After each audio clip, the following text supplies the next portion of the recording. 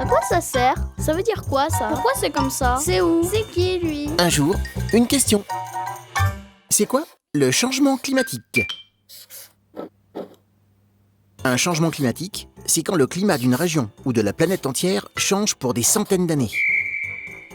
Ce genre de changement peut avoir une origine naturelle, ou bien être causé par l'homme. Actuellement, nous vivons une période de réchauffement climatique. La température monte sur Terre. Mais ce réchauffement est-il naturel ou causé par l'homme? Aujourd'hui, les scientifiques s'accordent à dire que ce réchauffement climatique est dû à la pollution produite par l'homme.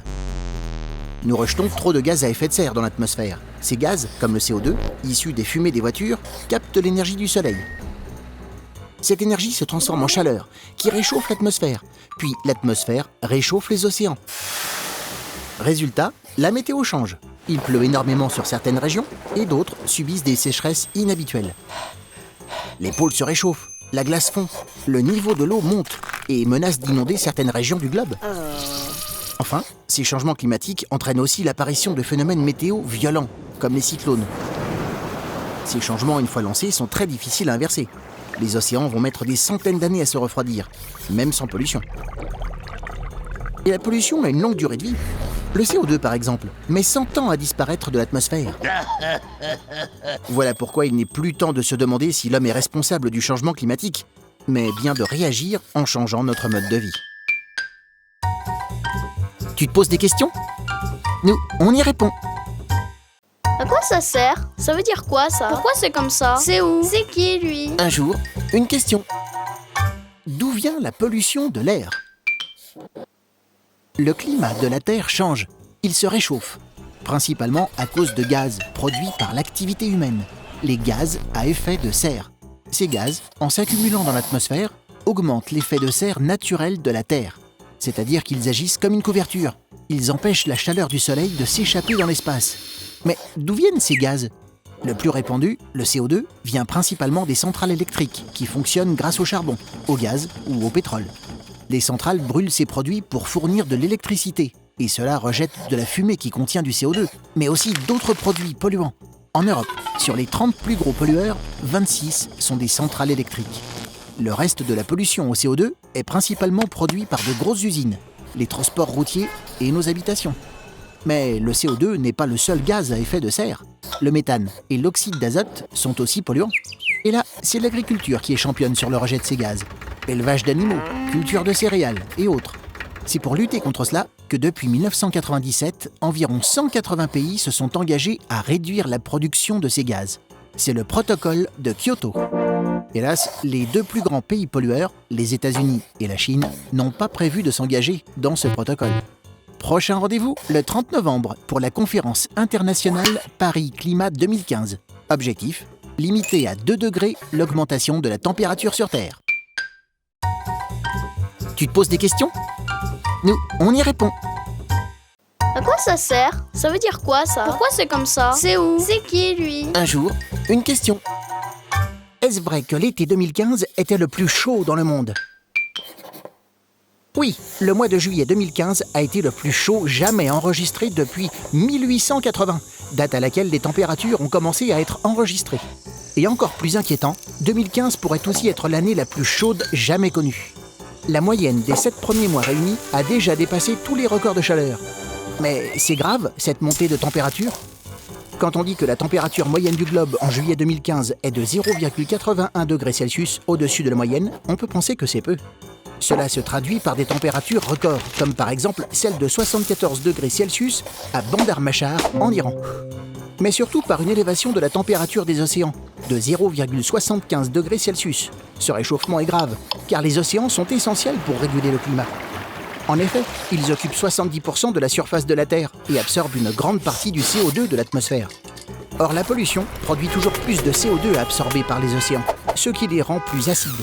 La montée des températures et cette acidité sont un vrai danger pour la vie marine. Les barrières de corail en sont déjà victimes. Et le niveau des eaux monte. La chaleur fait fondre les glaces et cela augmente le volume des océans. Actuellement, le niveau des océans monte de 3,5 mm par an et l'existence de certaines côtes et petites îles sont menacées. Voilà pourquoi les pays organisent cette année une conférence sur le climat à Paris pour limiter la montée des températures à 2 degrés Celsius au maximum. Tu te poses des questions? Nous, on y répond. À quoi ça sert? Ça veut dire quoi ça? Pourquoi c'est comme ça? C'est où? C'est qui lui? Un jour, une question. Pourquoi faut-il économiser l'eau? L'eau douce est indispensable à la vie sur notre planète. On en a besoin pour vivre, pour se laver, et surtout, même si ça ne se voit pas, pour produire notre nourriture, nos vêtements et tous les objets qui nous entourent. Mais la quantité d'eau disponible est limitée, alors que les besoins sont toujours plus importants. Alors, comment faire pour économiser l'eau? Chaque Français consomme 150 litres d'eau par jour en moyenne. L'eau coule du robinet quand tu te brosses les dents, que tu te laves les mains, que tu te douches ou que tu tires la chasse d'eau. Tu peux l'économiser en fermant simplement le robinet le temps que tu te savonnes le corps, les cheveux ou que tu brosses tes dents. Avec une douche de 5 minutes, tu utilises 80 litres d'eau contre 160 litres pour un bain. Un choix facile à faire pour réduire ta consommation d'eau. Mais le plus étonnant est que tu feras les plus grosses économies en eau en mangeant moins de viande et des fruits et de légumes de saison. Car pour produire notre nourriture, d'énormes quantités d'eau sont nécessaires. Pour bien grandir, un bœuf, par exemple, boit de l'eau et est nourri par des céréales et du fourrage, qui eux-mêmes ont été arrosés pour pousser. Ainsi, il faut 15 000 litres d'eau pour produire 1 kg de bœuf, et 3 000 litres pour cultiver 1 kg de riz, et 55 litres pour 1 kg de tomates. Tu comprends maintenant pourquoi une bonne façon de réduire ta consommation d'eau, c'est aussi d'éviter le gaspillage alimentaire. Tu te poses des questions? Nous, on y répond. À quoi ça sert? Ça veut dire quoi ça? Pourquoi c'est comme ça? C'est où? C'est qui lui? Un jour, une question. Pourquoi faut-il protéger les océans? Plus de la moitié de la planète est recouverte par les océans.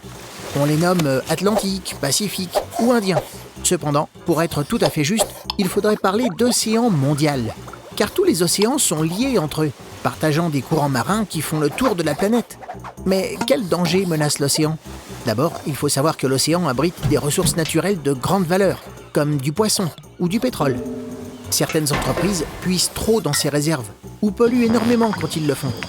De plus, l'essentiel du transport de marchandises est fait par d'énormes bateaux qui parcourent les océans, causant encore davantage de pollution. Enfin, les changements climatiques perturbent l'équilibre de l'océan, ce qui met en danger les animaux qui y vivent. Or, l'océan mondial n'est pas seulement essentiel pour les animaux marins, il est essentiel pour toute la planète. L'océan produit la moitié de l'oxygène du globe. À sa surface vivent des algues microscopiques qui capturent le CO2 et rejettent de l'oxygène. La pollution et le réchauffement climatique perturbent ces algues, qui capturent moins de CO2, ce qui augmente le réchauffement climatique, et ainsi de suite. Ces algues sont aussi la base de l'alimentation de minuscules animaux, qui eux-mêmes alimentent de plus gros poissons. S'il n'y a plus d'algues, il n'y a plus de poissons.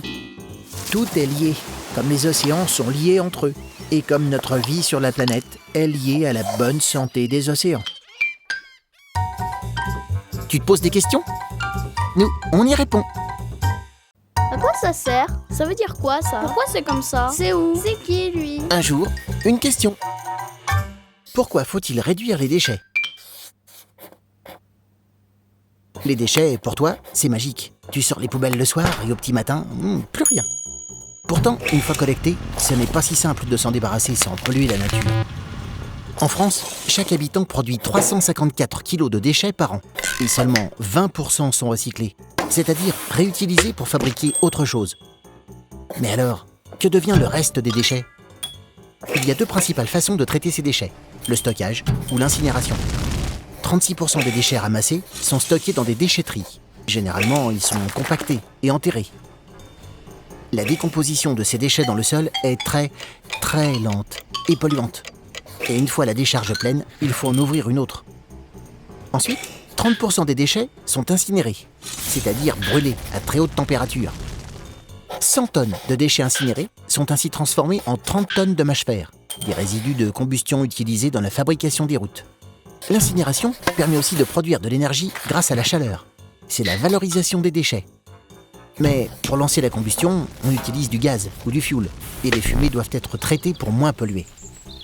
Tu l'as compris, dans tous les cas, les déchets ont un impact négatif sur l'environnement. C'est pour cela qu'il faut moins en produire. Comment? En achetant mieux, Par exemple du fromage blanc, dans un grand pot plutôt qu'en portions individuelles. Ou des produits sans emballage. Tu te poses des questions? Nous, on y répond. À quoi ça sert? Ça veut dire quoi ça? Pourquoi c'est comme ça? C'est où? C'est qui lui? Un jour, une question. Pourquoi ne donne-t-on plus de sacs plastiques à la caisse? Regarde bien, on donne encore des sacs plastiques à la caisse. Mais depuis le 1er janvier 2016, un décret interdit la distribution de certains sacs plastiques. Tu trouves encore les grands sacs dont se servent tes parents à chaque fois qu'ils font les courses. Mais plus les petits, utilisés au rayon des fruits et légumes, chez le poissonnier, le boucher ou le fromager. Alors, pourquoi interdit-on certains sacs plastiques et pas tous? En fait, on interdit que les sacs à usage unique, car une fois utilisés, ils sont jetés, et beaucoup se retrouvent dans la nature et la polluent très longtemps. Il faut entre 100 et 400 ans pour qu'un sac plastique se dégrade complètement. Et jusqu'en 2015, on utilisait encore 17 milliards de sacs plastiques chaque année en France. 8 milliards d'entre eux étaient abandonnés dans la nature. La plupart se retrouvent dans les océans et contribuent à former ce que l'on appelle des continents de plastique, d'immenses plaques de déchets dérivant au fil des courants. Ces déchets sont mangés par les oiseaux, les tortues et bien sûr les poissons, qui finissent aussi dans nos assiettes. C'est pour freiner cette pollution généralisée que le ministère de l'écologie a décidé d'interdire l'utilisation de ces sacs plastiques. La solution? Les remplacer par d'autres, fabriqués avec des matières végétales qui ne polluent pas en se dégradant. L'amidon de maïs, par exemple.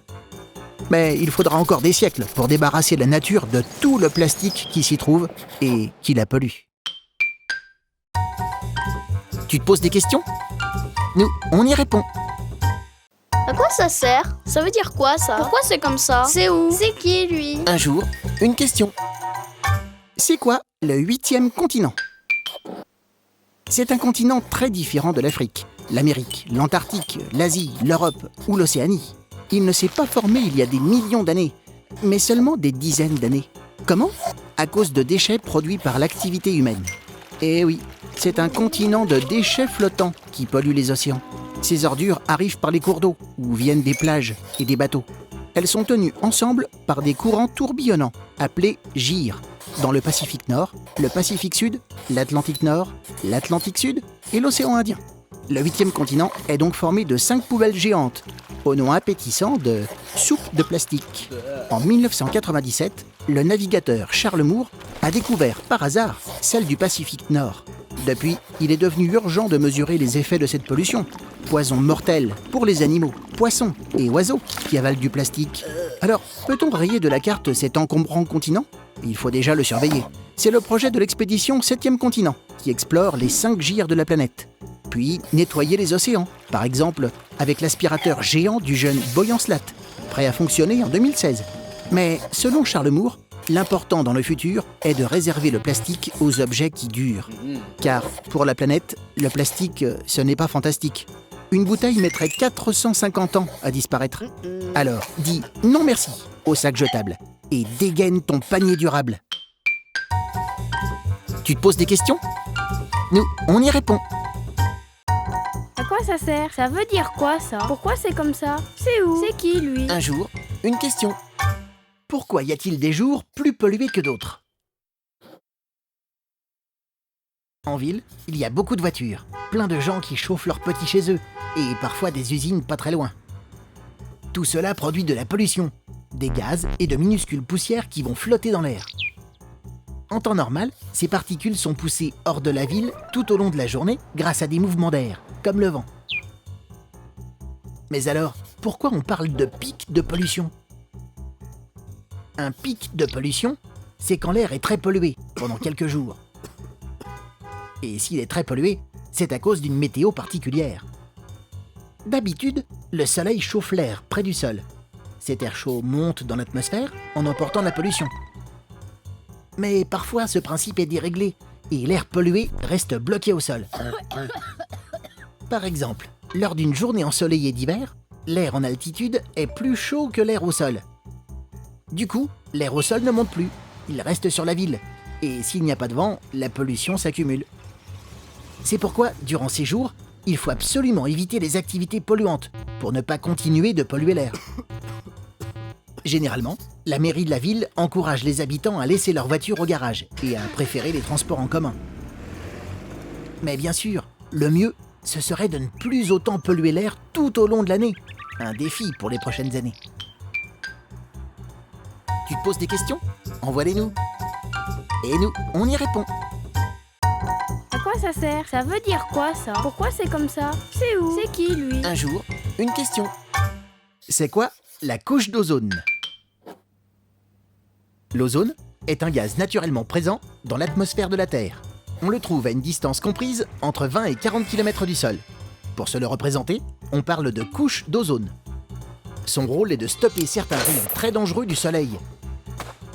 Cette couche d'ozone est donc indispensable à la vie des hommes, des animaux et des plantes. Mais peut-être as-tu entendu parler de trous dans la couche d'ozone. Depuis les années 80, chaque printemps, des scientifiques observent une diminution de la moitié de la couche d'ozone au-dessus du pôle sud. À l'automne, la situation revient à la normale. Le nom donné alors à cette mystérieuse disparition est trou. Mais comment ce trou est-il apparu? Avant, pour faire fonctionner les réfrigérateurs ou les bombes d'insecticides, on utilisait, sans le savoir, des produits chimiques très dangereux pour l'atmosphère. Ces produits se transforment en d'autres substances chimiques qui détruisent l'ozone.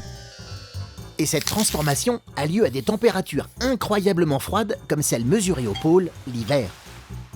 Devant la gravité de ce phénomène, de nombreux pays ont décidé d'agir.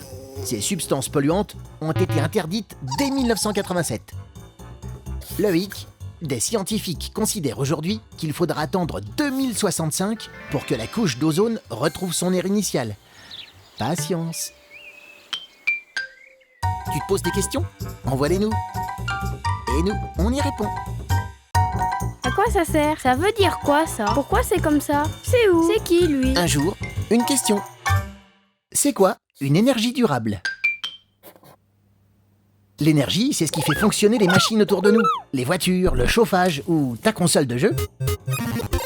Et année après année, la population mondiale en consomme toujours plus. Du coup, il est important de trouver des sources d'énergie durables.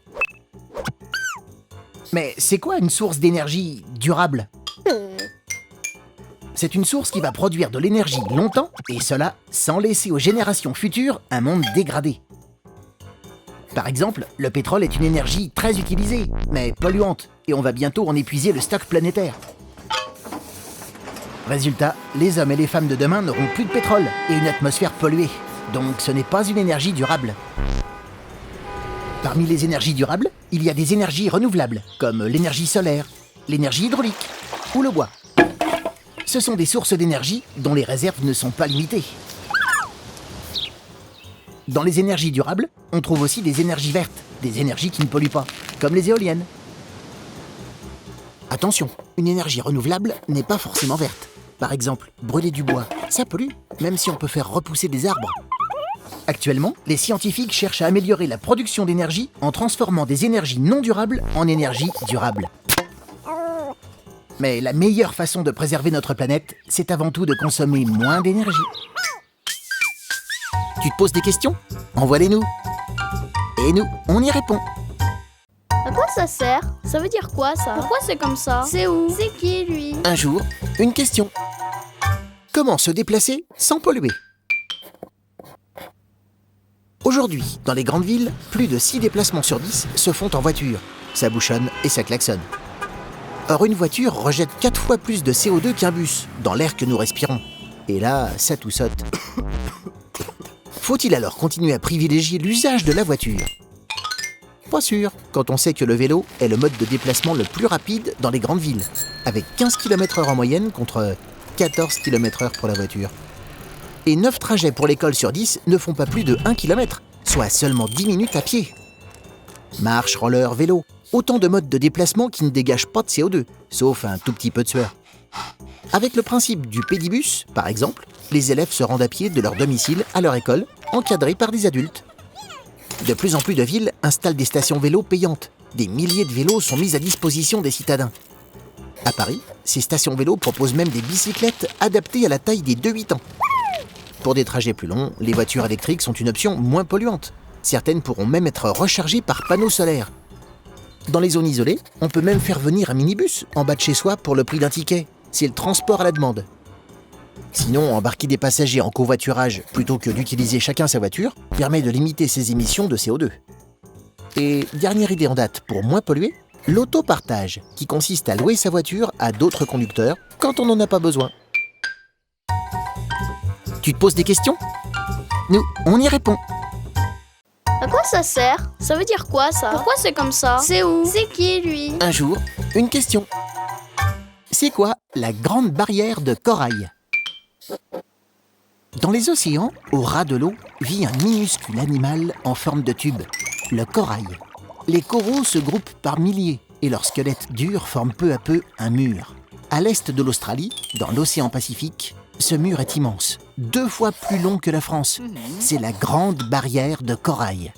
Depuis quelques années, les coraux s'abîment. Tout le monde se demande comment l'Australie va sauver sa barrière. Mais pourquoi c'est important de protéger la grande barrière de corail? D'abord, parce qu'elle est très ancienne. Certaines parties de la barrière ont 18 millions d'années, plus vieux que les hommes préhistoriques.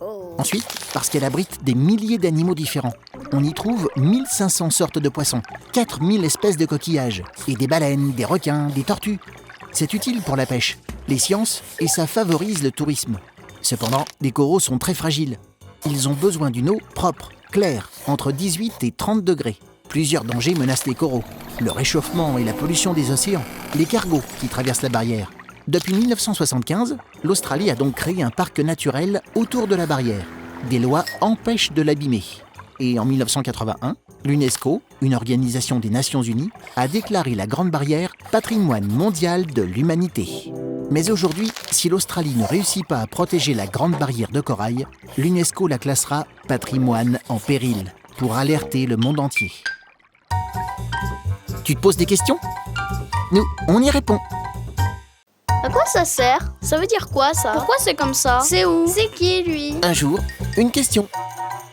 C'est quoi un réfugié climatique? Un réfugié est une personne obligée de quitter son logement et son pays parce qu'elle est en danger. Par exemple, cette personne cherche à fuir la guerre, ou bien des persécutions à cause de ses idées ou de sa religion. Mais les réfugiés climatiques, eux, qu'est-ce qu'ils fuient? Eh bien, par exemple, les habitants de certaines îles du Pacifique fuient la montée des eaux. Ailleurs, des paysans doivent quitter leurs terres, car les champs disparaissent à cause de la sécheresse et de la désertification. Le dérèglement climatique se traduit par des tempêtes très violentes qui forcent les gens à partir. Ils sont aussi considérés comme des réfugiés climatiques. Des millions de personnes sont déjà concernées, mais leur nombre devrait encore augmenter. En fait, une partie des migrants qui tentent de rejoindre l'Europe sont déjà des réfugiés climatiques, souvent victimes de sécheresse. Limiter le réchauffement climatique, c'est donc limiter ces catastrophes qui poussent les gens à partir. Il s'agit surtout de réduire l'utilisation des énergies polluantes, comme le pétrole ou le charbon, qui dérèglent le climat, et de les remplacer par des énergies propres, comme l'énergie solaire ou l'énergie éolienne, fournie par le vent. La conférence de Paris sur le climat, COP21, ne sert donc pas seulement à protéger les espèces animales et la nature en général. C'est la vie de centaines de millions de familles de par le monde qui est en jeu. Tu te poses des questions? Nous, on y répond. À quoi ça sert? Ça veut dire quoi ça? Pourquoi c'est comme ça? C'est où? C'est qui lui? Un jour, une question. C'est quoi le bio? Sur le menu de ta cantine, tu vois peut-être écrit pain bio ou pomme bio. Tu retrouves même ce mot sur des produits de beauté ou des produits d'entretien. Sur les emballages de produits alimentaires, tu peux aussi voir le sigle AB, qui veut dire agriculture biologique. Mais qu'est-ce que ça veut dire, agriculture biologique? L'agriculture biologique est une façon de cultiver la terre qui respecte la nature et fournit des aliments bons pour la santé. Les agriculteurs font pousser des plantes adaptées à la saison, au climat, et les cueillent au bon moment. Ils n'utilisent pas de produits chimiques polluants pour enlever les mauvaises herbes ou tuer les insectes, mais des méthodes naturelles. Comme les coccinelles qui mangent les pucerons, ou bien du compost, un mélange de déchets végétaux qui rend les sols plus riches. Les animaux d'élevage vivent dans de bonnes conditions. Les poules ne sont pas élevées en cage, sous des hangars. mais elles gambadent en plein air comme les vaches, qui broutent dans les pâturages en pleine nature. Le bio, ça paraît idéal. Mais est-ce vraiment si formidable ? Car il y a de plus en plus de produits bio dans les supermarchés, mais aussi de plus en plus de questions. Ainsi, en France, on trouve aujourd'hui des aliments bio cultivés, loin, à l'étranger, par des ouvriers agricoles mal payés, qui travaillent très dur. Tout ça pour faire baisser les prix, car le bio reste cher à produire. Et acheter des produits bio reste inaccessible pour de nombreuses personnes. Tu te poses des questions ? Nous, on y répond. À quoi ça sert? Ça veut dire quoi ça? Pourquoi c'est comme ça? C'est où? C'est qui lui? Un jour, une question. C'est quoi une centrale nucléaire ? Une centrale nucléaire, c'est une usine où l'on produit de l'électricité à partir d'une réaction compliquée appelée la fission nucléaire. Déjà, il faut que tu saches qu'autour de nous, tout est composé d'atomes et que chaque atome possède un noyau. Et la fission nucléaire, c'est quand on fait exploser un noyau d'atomes pour produire une grande quantité d'énergie. Cette énergie est ensuite récupérée pour produire de l'électricité. Mais est-ce que c'est dangereux ? Oui, car les matériaux utilisés lors de la fission nucléaire sont radioactifs, c'est-à-dire qu'ils diffusent beaucoup d'énergie autour d'eux pendant très longtemps. Et cette énergie, si elle s'échappe, est dangereuse pour les êtres vivants. C'est pour cela que de nombreuses personnes s'opposent à la production d'électricité grâce au nucléaire et demandent la fermeture des centrales. Car même si aujourd'hui les centrales produisent beaucoup d'électricité pour peu cher et sans polluer l'air, il existe de vrais dangers. En effet, actuellement, on ne sait pas comment recycler les déchets radioactifs des centrales. On ne peut que les stocker. De plus, en cas d'accident, une centrale peut exploser et laisser échapper des produits radioactifs polluant l'environnement pour des centaines d'années. C'est ce qui s'est passé le 11 mars 2011 lors de l'accident de la centrale de Fukushima au Japon. Malgré ces risques, en France, les 3/4 de l'électricité sont fournis par les centrales nucléaires et on n'a pas encore trouvé de solution aussi efficace pour les remplacer. Tu te poses des questions ? Nous, on y répond. À quoi ça sert? Ça veut dire quoi ça? Pourquoi c'est comme ça? C'est où? C'est qui lui? Un jour, une question. C'est quoi la COP 21 ? La COP 21 est une conférence internationale sur le changement climatique qui se déroulera le 30 novembre 2015 à Paris. COP veut dire conférence des parties. Les parties, ce sont 195 pays, plus l'Union européenne. Et 21 signifie que c'est la 21e édition. La première conférence date de 1995. Et depuis, les participants se voient chaque année pour limiter la montée des températures à 2 degrés Celsius en fin de siècle. Mais pourquoi cette COP 21 est si importante ? Car beaucoup la qualifient de sommet de la dernière chance. Le dernier accord entre les parties date de 1997. C'était le protocole de Kyoto. Ce protocole prévoyait des objectifs pour les pays signataires jusqu'en 2020. Le sommet de 2009, à Copenhague, devait proposer une suite au protocole de Kyoto. Mais les discussions ont échoué. Les pays se sont donnés jusqu'à 2015 pour trouver une solution à leur désaccord. C'est donc cette année que se joue l'avenir de la planète. Pourquoi les parties sont en désaccord ? Car il y a deux camps, les pays développés et ceux en développement. Les développés ont de l'argent et une industrie moderne. Ils peuvent supporter certaines contraintes écologiques. Les pays en développement, eux, sont déjà en retard sur leurs voisins. Et des contraintes supplémentaires liées à l'écologie les ralentiraient encore. De plus, la pollution actuelle est surtout due aux pays développés qui polluent depuis plus longtemps. Du coup, le défi de la COP 21 est de trouver un accord pour la Terre, quitte à ce que les pays développés investissent plus que les autres. Tu te poses des questions ? Nous, on y répond. À quoi ça sert? Ça veut dire quoi ça? Pourquoi c'est comme ça? C'est où? C'est qui lui? Un jour, une question. Pourquoi l'affaire Volkswagen fait-elle scandale ? Le groupe allemand Volkswagen est le plus gros fabricant de voitures dans le monde. Il a une réputation de sérieux et se vante dans ses publicités de faire des voitures fiables et peu polluantes. Or, une association américaine de protection de l'environnement vient de révéler que Volkswagen a triché de 2009 à 2015. Le constructeur a menti sur le niveau réel de pollution de ses moteurs diesel lors du passage des tests anti-pollution. Comment ? En cachant un boîtier informatique dans ses voitures qui faisait croire qu'elles polluaient moins qu'en réalité. C'est un scandale qui salit l'image de l'industrie automobile, mais c'est aussi un scandale écologique. Pourquoi ? Parce que la triche concerne des voitures équipées de diesel, un type de moteur particulièrement polluant. Les moteurs diesel rejettent en effet dans l'air des gaz d'échappement très nocifs. pour l'environnement et encore plus pour la santé humaine. Ils sont à l'origine de troubles respiratoires comme l'asthme et même de maladies mortelles comme les cancers du poumon. C'est pour limiter les dégâts du diesel que les États imposent des règles et des tests très stricts aux constructeurs automobiles. Mais rendre une voiture diesel moins polluante, cela coûte cher. Et Volkswagen a préféré tricher plutôt que d'en payer le prix. Ainsi, sur la route, ces véhicules rejetaient en moyenne 10 à 40 fois plus de polluants que la limite autorisée. Ce scandale est d'autant plus fort qu'il éclate juste avant la COP21, une mobilisation mondiale des pays pour limiter la pollution. Tu te poses des questions? Nous, on y répond. À quoi ça sert? Ça veut dire quoi ça? Pourquoi c'est comme ça? C'est où? C'est qui lui? Un jour, une question. Pas plus de 2 degrés Celsius. D'où vient cet objectif pour le climat? Tous les chefs d'État se réunissent à Paris fin novembre pour la COP21, une conférence sur le climat. Leur but? Limiter le réchauffement de la Terre à 2 degrés en 2100 par rapport à 1880, au début de l'ère industrielle. Mais pourquoi pas 1 ou 5 degrés? Comment ce chiffre a-t-il été décidé? Une partie de la chaleur que nous envoie le Soleil est absorbée par notre planète et une autre est renvoyée dans l'espace.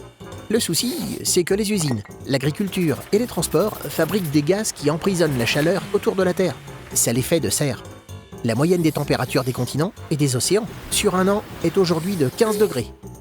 Depuis 1880, cette moyenne a augmenté de 0,8 degrés. Et si rien ne change, elle montera de 4 à 6 degrés d'ici à 2100. Les responsables politiques ont donc décidé de fixer une limite à 2 degrés, même si certains trouvent que c'est encore trop. En fait, les scientifiques pensent qu'en dessous de 2 degrés, les humains et les animaux pourront s'adapter. Au-delà, ce sera plus compliqué. Certaines conséquences semblent déjà inévitables. Plus de canicules, de sécheresses, mais aussi de tempêtes et d'inondations. Il s'agit donc d'éviter des bouleversements encore plus importants. Mais arrêter le réchauffement, c'est dur. Il faut changer notre manière de fabriquer, de manger, de se déplacer. 2 degrés, ça te paraît peu? Pourtant, quand tu as 39 de température au lieu de 37, tu sens que tu es malade. C'est pareil pour la planète. Tu te poses des questions? Nous, on y répond. À quoi ça sert? Ça veut dire quoi ça? Pourquoi c'est comme ça? C'est où? C'est qui lui? Un jour, une question. C'est quoi la Conférence internationale des jeunes pour le climat? Du 26 au 28 novembre 2015, plus de 5000 jeunes se retrouvent en région parisienne pour proposer leurs solutions pour le climat. Les participants sont âgés de 15 à 25 ans et ils viennent des 4 coins du monde pour cet événement appelé COI 11. La COI 11 se déroulera en même temps dans 8 autres grandes villes du monde pour que plus de jeunes puissent y participer. Cette conférence internationale a pour but d'aider la nouvelle génération à bâtir des projets écologiques grâce à des conférences et des ateliers. Mais pourquoi créer une conférence spéciale pour les jeunes? Car ils seront les plus impactés par le changement climatique. Ce sont eux qui verront les résultats des actions mises en place aujourd'hui. Et en 2050, certains de ces jeunes seront les dirigeants de notre monde. C'est pour ça qu'un tel événement est organisé, pour que les moins de 25 ans participent et soient sensibilisés aux problèmes écologiques. Et ils le sont déjà.